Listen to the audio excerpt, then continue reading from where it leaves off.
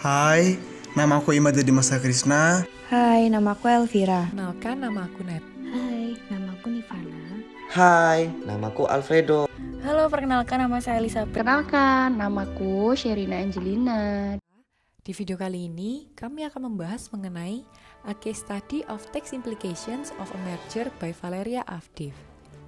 Rumusan masalah yang kami temukan adalah bagaimana kemungkinan implikasi pajak dari merger antara anak perusahaan yang sepenuhnya dimiliki oleh domestic corporation dan international corporation yang terjadi pada tanggal 10 November 2008. Tujuan dan manfaat penelitian ini adalah memahami dinamika kegiatan merger, mengidentifikasi tren merger dan akuisisi di masa lalu dan saat ini di Amerika Serikat, khususnya implikasi pajak dari merger anak perusahaan yang ada di Amerika Serikat, konsekuensi praktis dari pajak merger bebas, dan potensi masalah yang perlu ditangani dalam perjanjian merger. Temuan dari penelitian terdahulu yang telah kelompok kami temukan berupa 2 poin. Yang pertama yaitu dalam IRC pasal 368A1A, istilah reorganisasi mencakup penggabungan atau konsolidasi. Poin kedua yaitu pada bulan Januari 2005, IRS mengeluarkan peraturan yang diusulkan yang kemudian menjadi final, memungkinkan perlakuan bebas pajak untuk merger lintas batas yang diselenggarakan di bawah hukum asing, memberikan sejumlah besar fleksibilitas dalam restrukturisasi bisnis asing dan domestik. Rangka penelitian.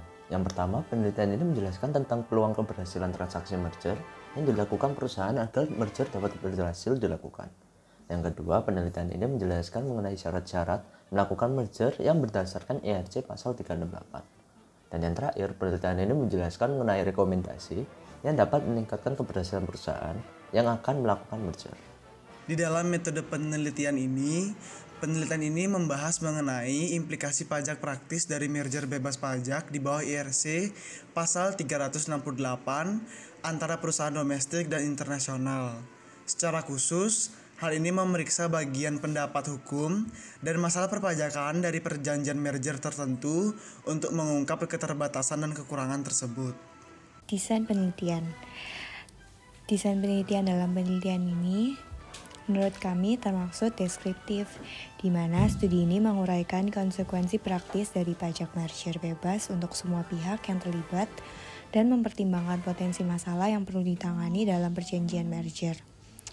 Dari penelitian yang kami temui adalah peneliti ini menggunakan deskriptif di mana peneliti mengumpulkan masalah yang menganalisa tentang bagaimana kemungkinan implikasi pajak dari merger antara anak perusahaan yang sepenuhnya dimiliki oleh Domestic Co. Inc. dan International Co. Ltd. yang terjadi pada 10 November 2008. Populasi penelitian ini adalah perusahaan domestic corporation dan international corporation menandatangani perjanjian adanya rencana penggabungan. Subsidiary corporation akan bergabung menjadi international corporation dan anak perusahaan yang dimiliki oleh domestic corporation akan bergabung dan menjadi international corporation.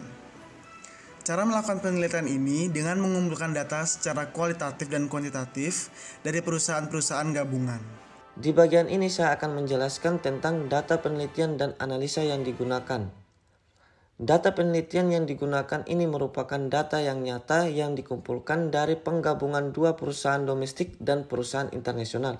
Meskipun nama-nama perusahaan merupakan fiktif, analisa yang digunakan dalam makalah ini merupakan analisa perspektif, di mana didasarkan pada penilaian profesional penulisan itu sendiri, sehingga belum tentu mencerminkan pandangan The Institute for Business and Finance Research.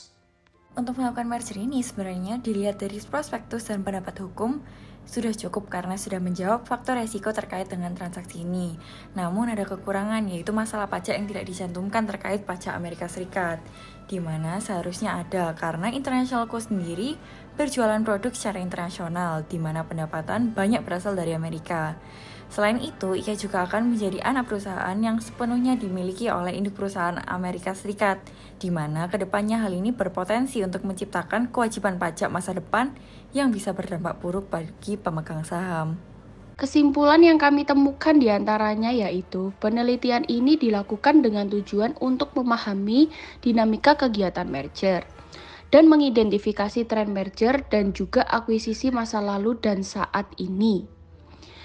Data yang digunakan dalam penelitian ini adalah hasil dari penggabungan dua perusahaan. Dalam penelitian ini juga menunjukkan di mana beberapa faktor risiko yang bisa kita jawab. Dan juga dalam perjanjian pasti ada masalah yang tidak tercantum, yaitu tidak ada jaminan pajaknya. Dari hasil penelitian ini, mendapatkan potensi kewajiban pajak di masa depan. Bisa juga berdampak buruk untuk pemegang sahamnya sendiri.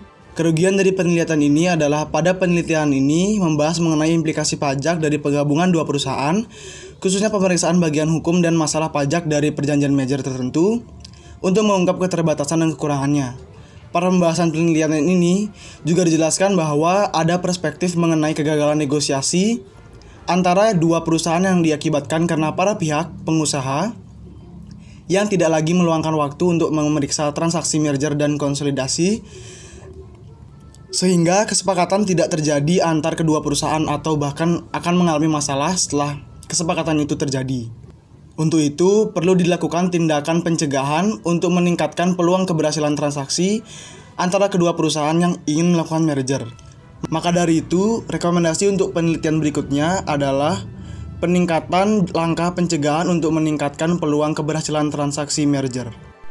Sekian video singkat dari kami, semoga dapat berguna bagi kalian semua ya. Jangan lupa di like, comment, and share ke teman-teman kalian. See you in the next video, stay safe and bye-bye.